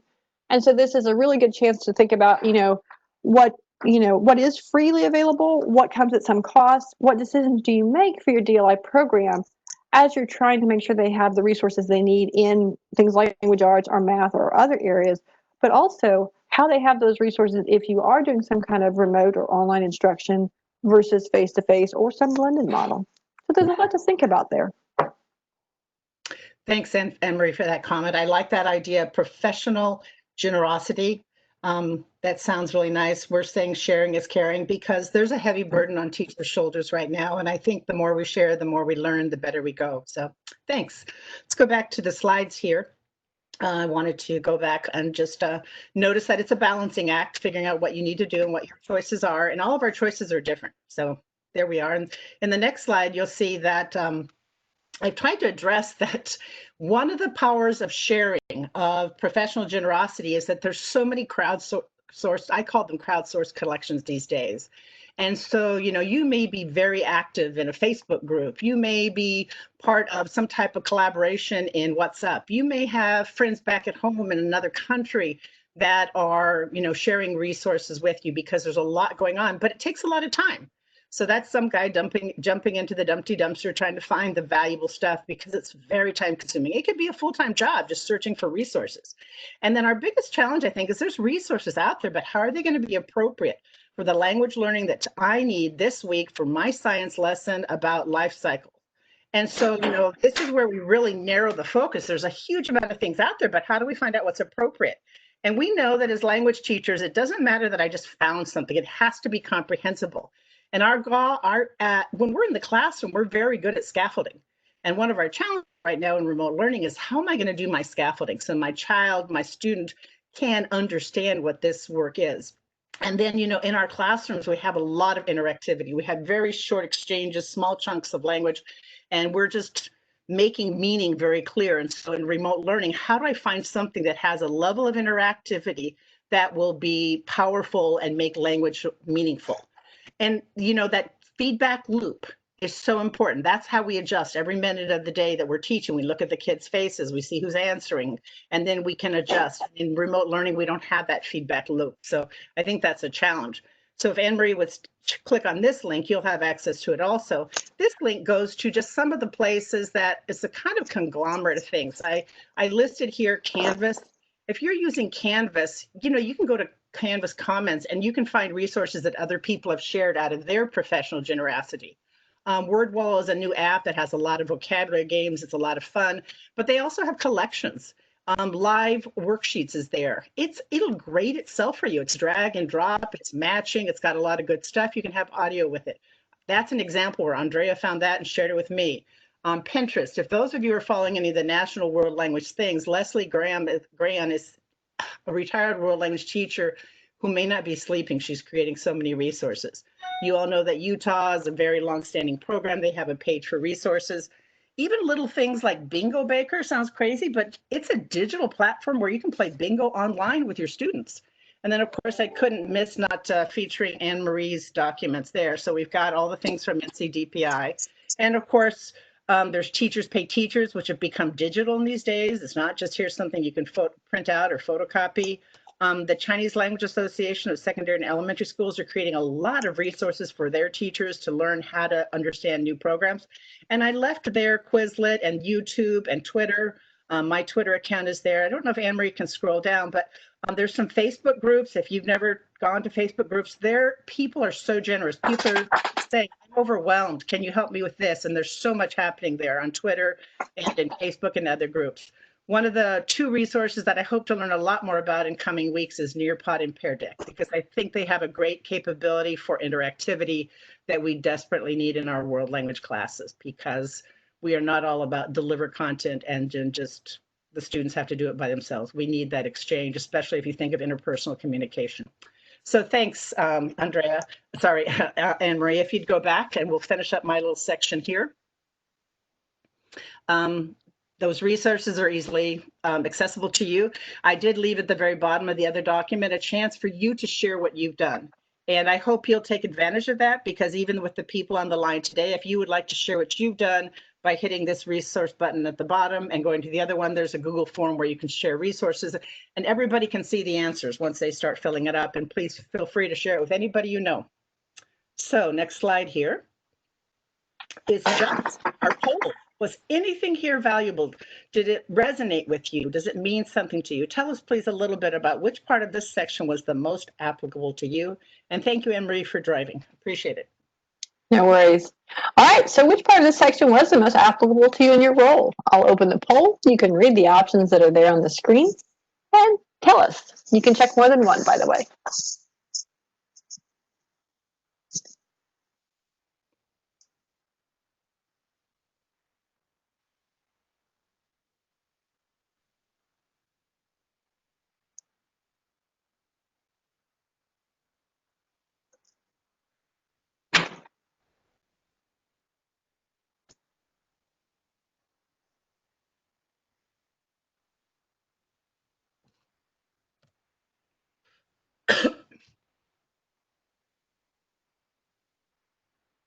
All right, 15 more seconds, and then we'll close out our poll.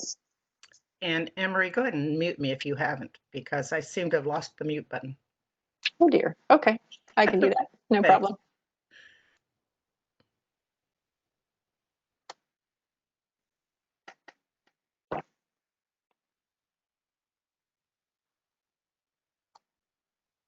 All right, so coming up in your control panel, you should see the responses. Everybody found something that was useful, and I think some of you have more than one thing that you think you could use in your role.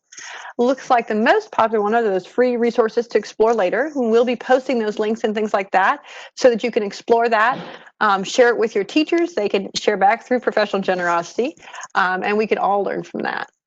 There are also a lot of people who want to look at links for crowdsourced resources, as well as the ideas on how one district is addressing remote learning in DLI. And that is one of our main focuses today with our professional learning, is to really hear from different districts about how they're working with remote learning within their DLI program and just in general. And then finally, some of you said that you'll take away the clarity on the challenges of remote teaching in DLI. So that's great. I'm looking to see if we have any questions as we go to that.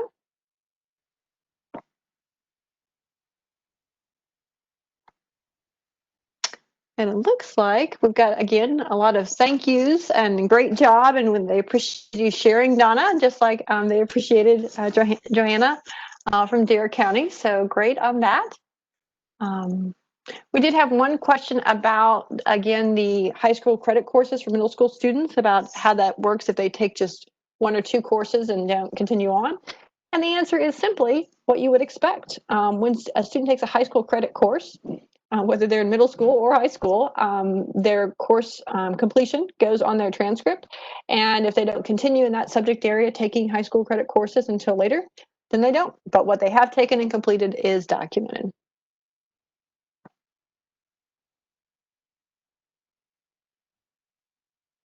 So once again, we have a lot of thank yous and great jobs.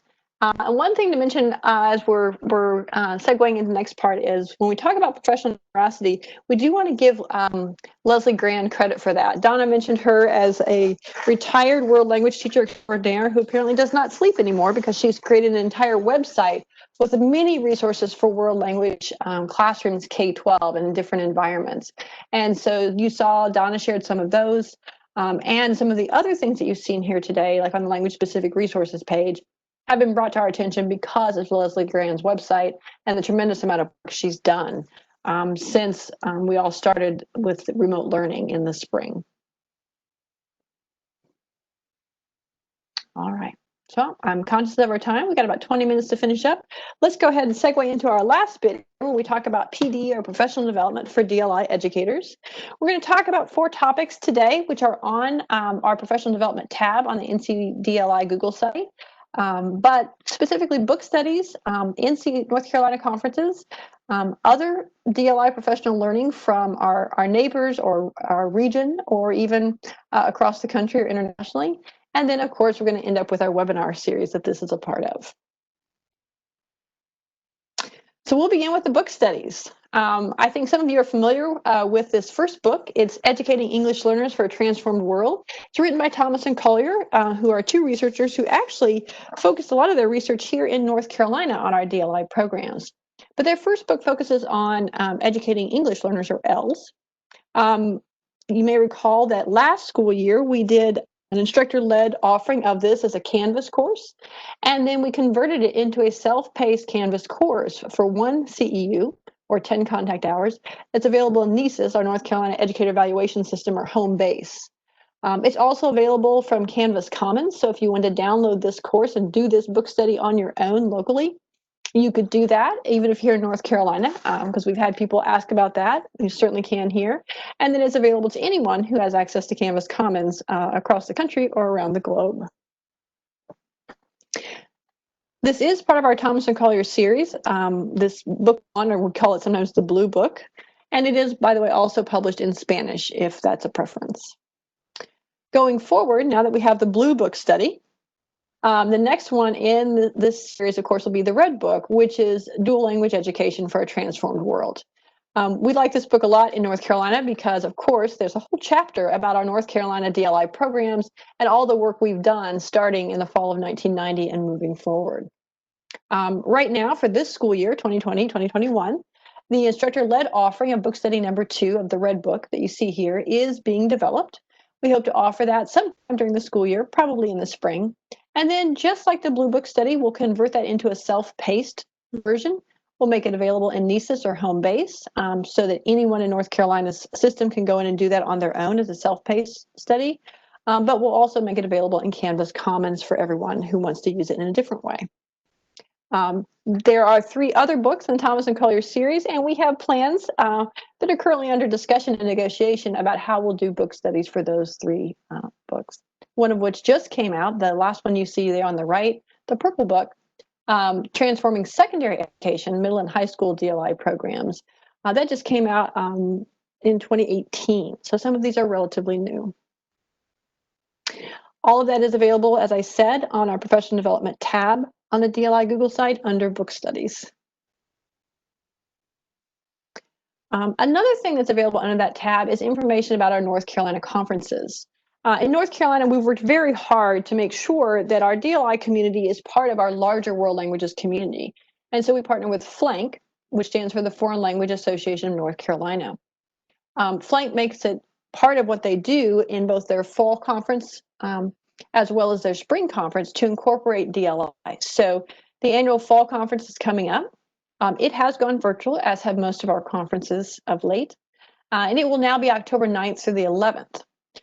Just so you know, October 9th is a Friday, and the annual fall conference for FLANC doesn't start until 5 p.m., meaning that the entire conference runs so that no one would have to get a substitute teacher or miss any class time with students. So the annual fall conference will include DLI in a variety of ways, and their 50-minute concurrent sessions, and their research roundtables that they have, and their pre-conference workshops, and all of that.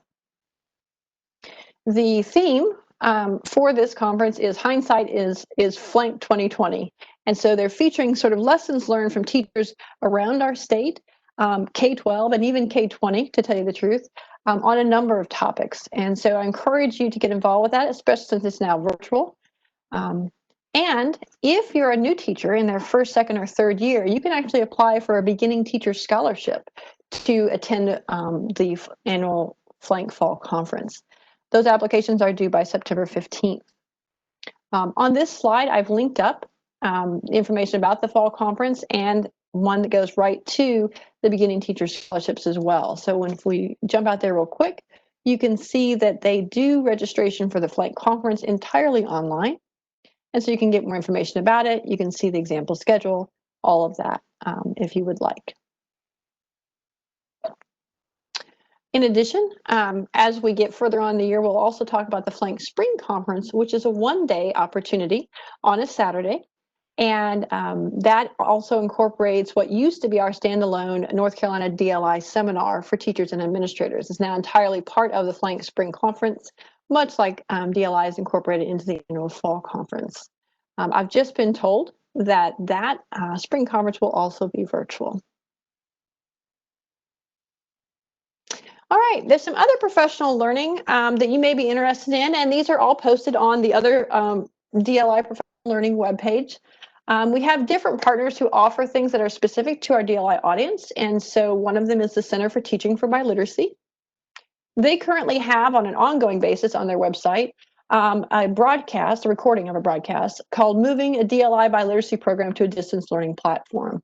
So you can go there, I think it's a little over 50 minutes, and watch what they have to say about that and what experience teachers have done and shared through that. They also have some online events coming up. They have their Teaching for Biliteracy Online Fall Institute. It's offered in mid-September as well as in late September into October. Again, virtual offering so that you can take advantage of that wherever you're at in the state. In addition, Dual Language Education of New Mexico has several things online. We've made sure to adjust the time so that we reflect when these happen in Eastern time, which is what we're in, versus the Mountain Time that New Mexico operates in. And about mid-September, they have a virtual broadcast that's called Social Emotional Learning Virtually, starting your year with an attention to balance. So it's kind of a one-day workshop that you can, for us, goes from 11 a.m. to 5 p.m. And likewise, a little bit later, they have one called Virtual Dual Language Instruction, Maintain Dual Language Programs in a Virtual Learning Environment in that same time frame. As you can see by how the slide comes up, these are all linked. So if you want more information, once we've posted these slides, you can just click on these links on the slide and it'll take you right to the information that's available about these PD offerings. These are also linked, by the way, on the other DLI professional learning page for you. In addition, we have some conferences coming up, and I'll let Ivana talk about this one, and then I'll talk about one here in a moment. Sure. So one of the upcoming conferences that has also decided to go virtual is the La Cosecha Conference. And I know if I ask you to show your hands, a number of you would say, yes, I've been there. This year it was scheduled to be in Santa Fe. So we'll all just have to imagine in our minds being in Santa Fe and have the opportunity to learn about a number of exciting things that are happening in dual language immersion around the country, not just in New Mexico.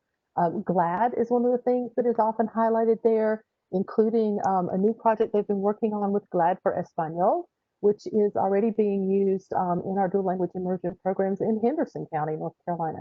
So I'll tell you a little bit more about an exciting opportunity to join us in attending La Cosecha when we get to the next slide. Also this fall in November is going to be the ACTFL virtual convention. ACTFL is the American Council on Teaching of Foreign Languages. So it's our national professional organization for world languages. They have gone virtual as well, and from November 20th to the 22nd.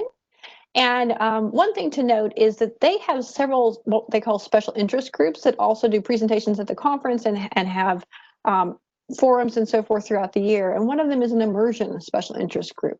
And so think about the ACTFL conference, particularly since it's online this year. It might be a good year to attend.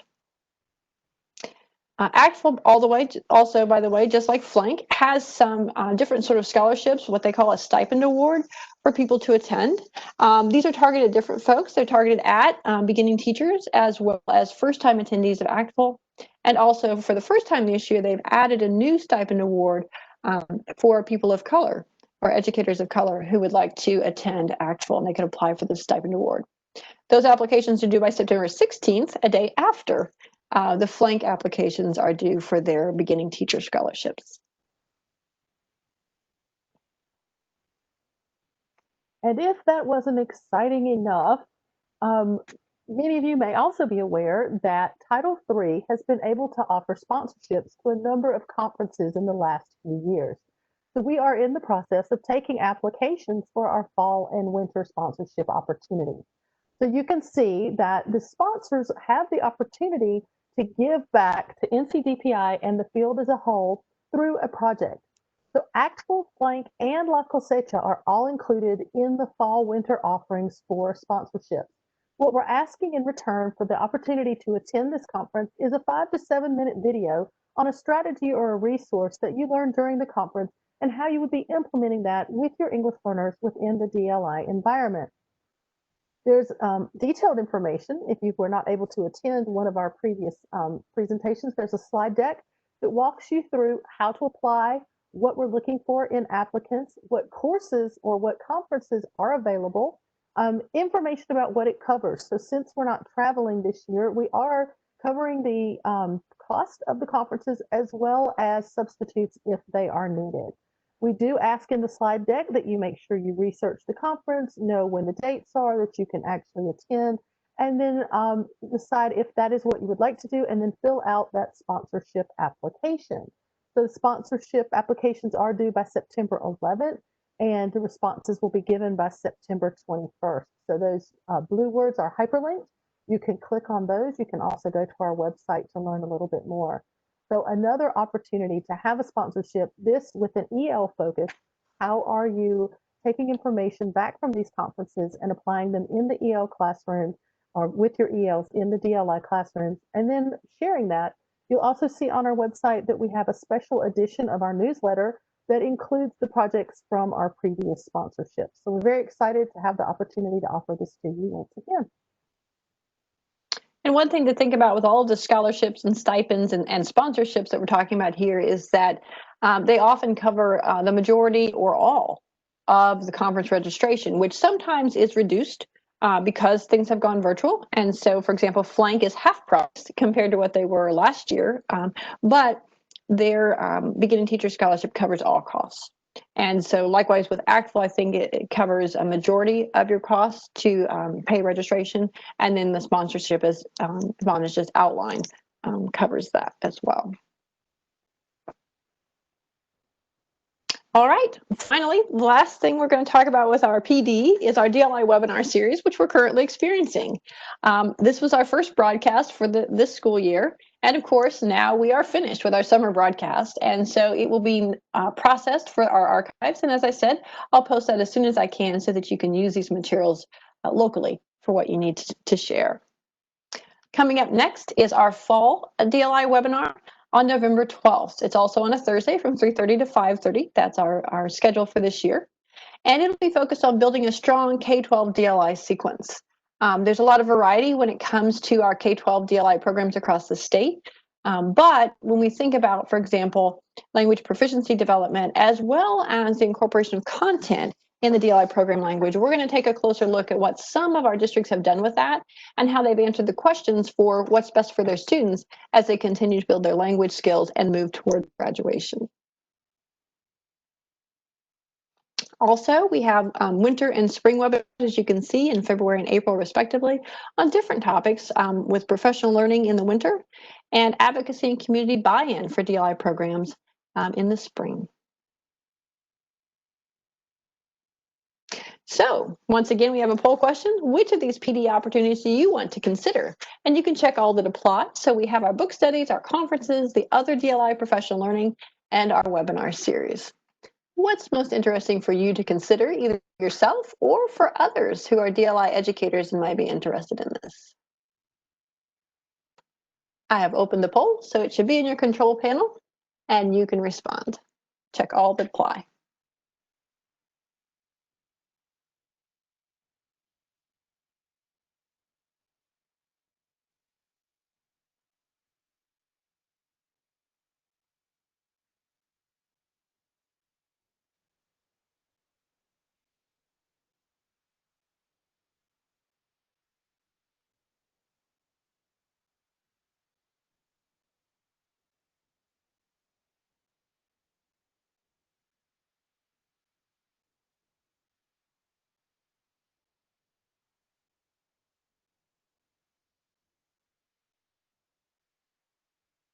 We have about 10 seconds to go on our poll. Get your responses in.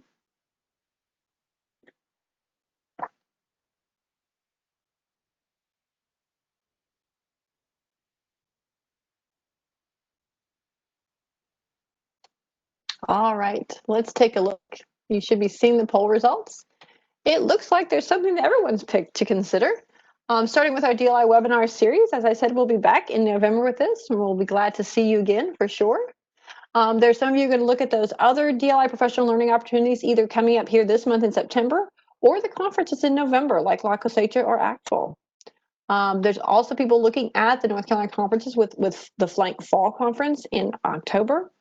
And the DLI book studies are of interest as well. And like I said, those are posted, available for the blue book study. And information about the red book study will be coming soon. So stay tuned for that.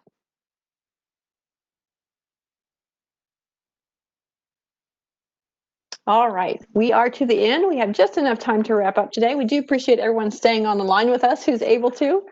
And we'll take a look at final questions as well as do some wrap up. With our wrap up, we wanted to reinforce the archives from this broadcast will be posted on our DLI webinars page within the next week. Typically, we do get them posted pretty quickly. We're very aware that there's the Labor Day weekend is coming up. And so we'll try to get them posted tomorrow if we can. Look for them on that DLI webinars page. It will include a recording of today's broadcast. It will include these slides in 3 different formats. We like to post them as Google Slides, PowerPoint slides, and as PDF slides so that you can access them the way you need to. And if needed, build your own slide deck, either with Google Slides or PowerPoint or however works best for you. We'll also post our handout, that K-12 DLI bridging document, and the links you saw us feature so that you can get to the resources and materials, even some of the locally created materials that you might be interested in looking at. In addition, as we said before, individuals who participate in a live broadcast of a DLI webinar can earn 2 contact hours towards a CEU for licensure renewal. 2 contact hours is 0.2 CEUs overall. The contact hour does come in the form of an email with an attached certificate, approximately 2 weeks from today. We hand over our participation list to our program assistant, and she takes care of emailing those out to you. Also, please note that when it comes to contact hours, always, local education agencies or districts and charter schools, also called public school units, must approve those professional development offerings. Some districts have a very structured process for that kind of approval, and some have a more relaxed process. Just depends on where you are. So always check with your professional development or human resources office, whoever handles your licensure renewal work. We do thank you for joining us today.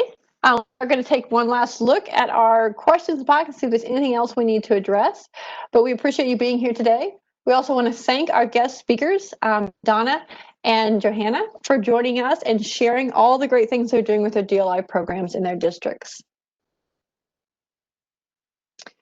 We do have our DLI site there, the bit.ly link for our NCDPI Google site if you need it. That's where everything is posted. And then, of course, contact information for Ivana and I in case you have questions and want to reach out to us.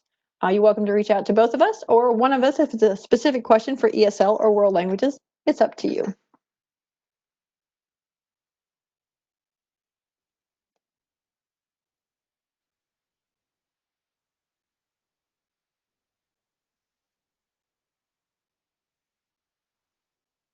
All right. Right now, what I'm seeing in the questions box is a lot of thank yous. And again, we thank you for joining us. I'm going to go ahead and close out our recording for today.